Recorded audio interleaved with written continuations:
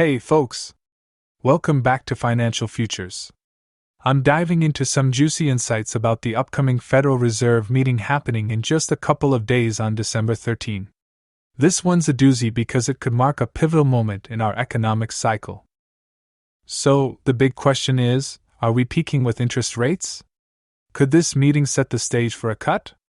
Let's break it down. First off, the current expectation is that the Fed won't hike rates further, sitting tight at the 5.5% mark. But here's the kicker: is this the ceiling? Are we really topping out at 5.5% for this cycle? It's a biggie, folks. Now, what's driving this chatter about potential rate cuts? Well, two major reasons: inflation cooling off and whispers of deflation. The Fed's stance has been consistent. They'll consider lowering rates if we're on the path to 2% inflation, not necessarily when we're already there.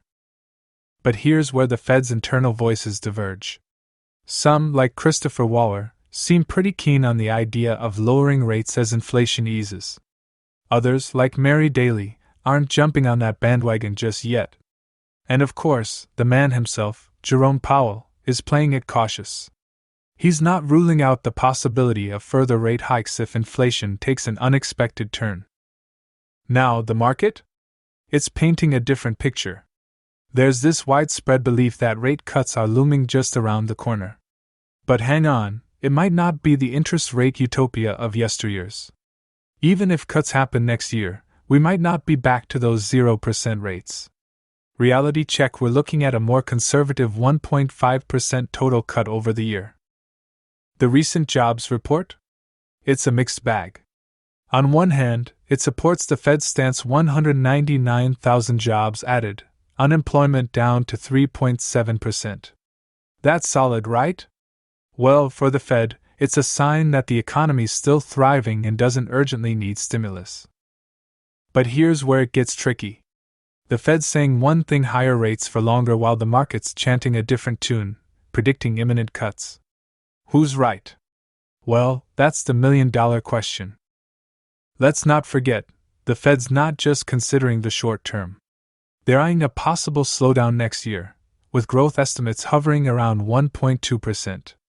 So yeah, there might be cuts, but not a return to those super low rates. So, here's the scoop for the upcoming meeting: no rate hikes, but the real deal is what they hint at for the future. More details, more clarity, that's what we're all craving. And now we're talking about how to snag $1,300 in cash, and guess what? You can get it today! And honestly, who doesn't need some extra cash, especially with the holiday season coming up? Okay, let's get straight to the point. We're talking early refund advance loans. No credit check, no job requirements, just a T. That's it. So if you're wondering how to grab that quick cash, stick around because I've got you covered.